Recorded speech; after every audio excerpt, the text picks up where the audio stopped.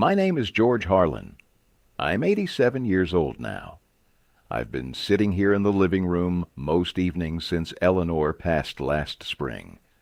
The house is quieter than it's ever been. Just the clock on the mantel and sometimes the wind against the windows. I don't turn on the television anymore. There's no one to watch it with. I need to say this out loud, not because anyone needs to hear it, but because the wait, it's still here, and time isn't waiting anymore. We were married 43 years when I finally told her. 43 years of mornings together, of coffee she made too strong, because that's how I liked it, of her folding my shirts the way she always did, even when arthritis made her fingers ache. 43 years, and I carried this one small thing inside me the whole time. It started back in '68. I was 30 then, working the line at the mill. Long shifts, dust in the air, noise that never stopped. One afternoon, I came home early, twisted my ankle bad enough the foreman sent me packing. Eleanor was out at her sister's. The house was empty. I sat at the kitchen table with a beer, staring at the wall. There was this box she kept under the sink. Old recipes, photographs, things from before we met. I don't know why I opened it that day. Boredom, maybe. Or just the quiet, pressing in. Inside, folded neat, was a letter. Not to me. From a man named Paul, someone she'd known in high school, before I ever came along. The words were careful, polite. He wrote about missing her laugh, about a dance they'd had once at the county fair. Nothing raw or wrong, just feelings that hadn't quite died when she said yes to me. I read it twice, then I put it back exactly where it was, closed the cabinet, went outside, and sat on the porch until she came home. No, I never mentioned it. Not that night, not the next year, not when our daughter was born, or when we moved to this house, or when the kids left and it was just us again. I told myself it didn't matter. High school sweetheart stuff. Old paper. She chose me. She stayed. Every day she stayed. But it stayed with me, too. Every time she hummed that old song while washing dishes, the one she said reminded her of summers long ago, I wondered if Paul was in the notes somewhere. Every time she looked away when we talked about first loves, I felt the cabinet door in my mind. Every quiet evening when we'd sit side by side on the couch, her hand in mine, I'd feel the letter between us, like a third person who never left. I didn't accuse her. Never asked who Paul was or if she'd ever thought of him after. I just carried it. Let it grow heavier each year. Told myself silence was kinder. That knowing would only hurt her. That I loved her enough to pretend I didn't know. Years passed, the mill closed. We retired. Grandkids came. She got sick for a while, recovered. I got slower. We laughed less, but we were gentle with each other. Always gentle. Then one evening last fall, she was in the hospital again. Nothing serious, just tests. I sat by her bed, holding her hand. She looked at me, really looked, and said, "George, if there's anything you've never told me, tell me now, while there's still time."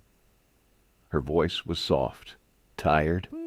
I felt my throat close. I told her about the letter, about reading it in the kitchen, about putting it back and never speaking of it, about the 43 years I let it sit between us without a word. She listened, didn't pull her hand away, just looked at the ceiling for a long minute. Then she said, "I wondered if you'd found it." She told me Paul had written her one more letter after we got engaged. She never answered it.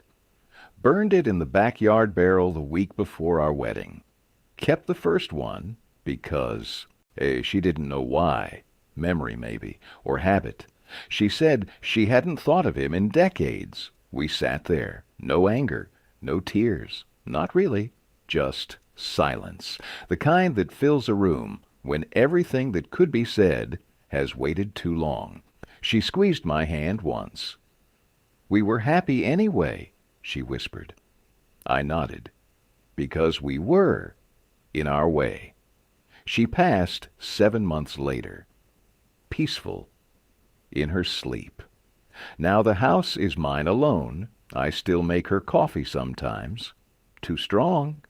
Pour it out after it gets cold. I don't know what the truth changed. Maybe nothing. Maybe everything. I just know I waited too long to let it out. And now she's gone, and the silence is different. It's mine.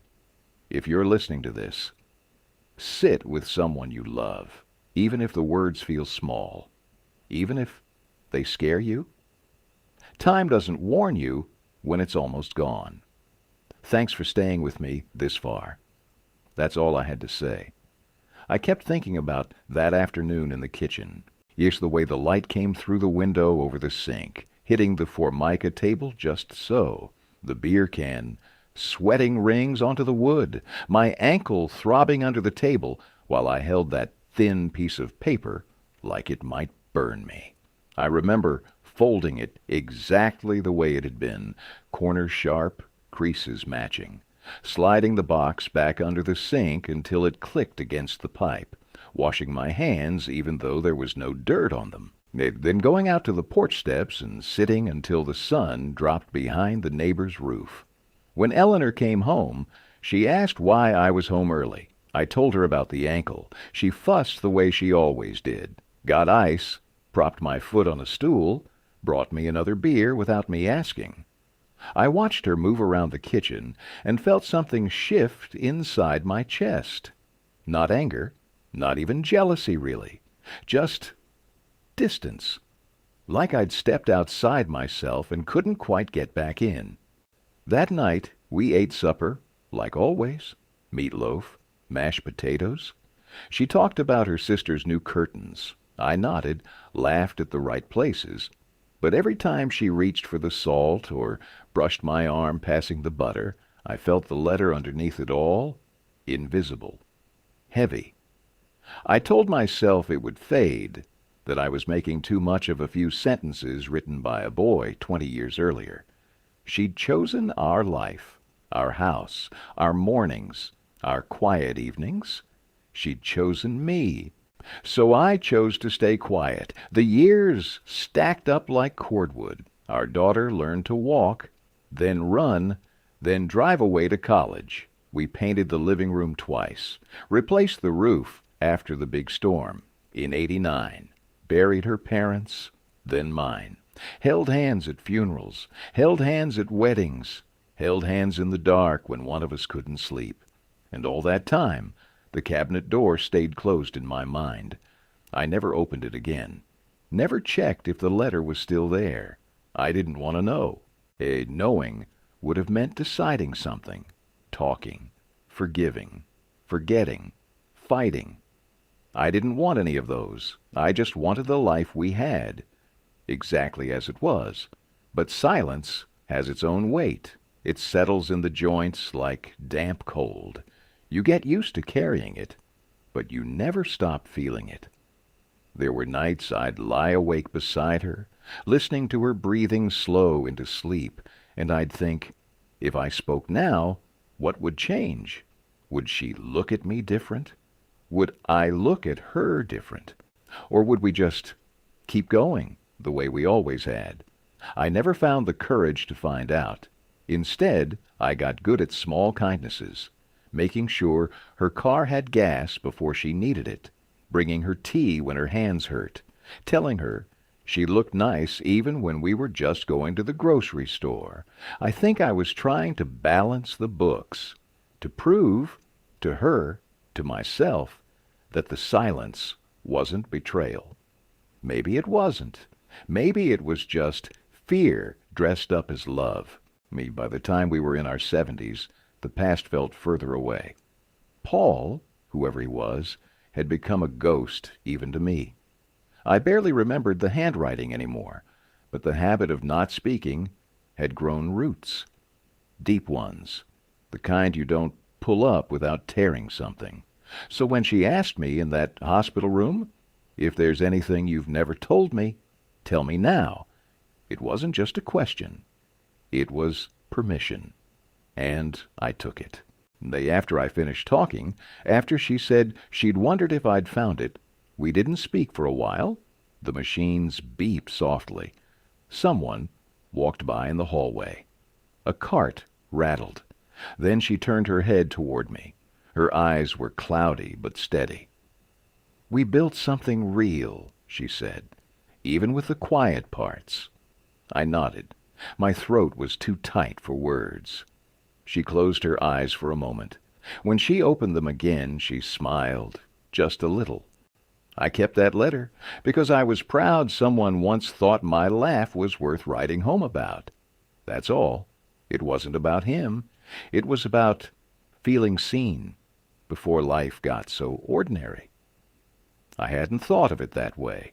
Not once in 43 years. She squeezed my hand again, weaker this time. "Don't carry it any more, George," she whispered. "It's heavy enough for one lifetime." I promised I wouldn't, but promises made at the edge of goodbye are easy. Keeping them after the goodbye, that's harder.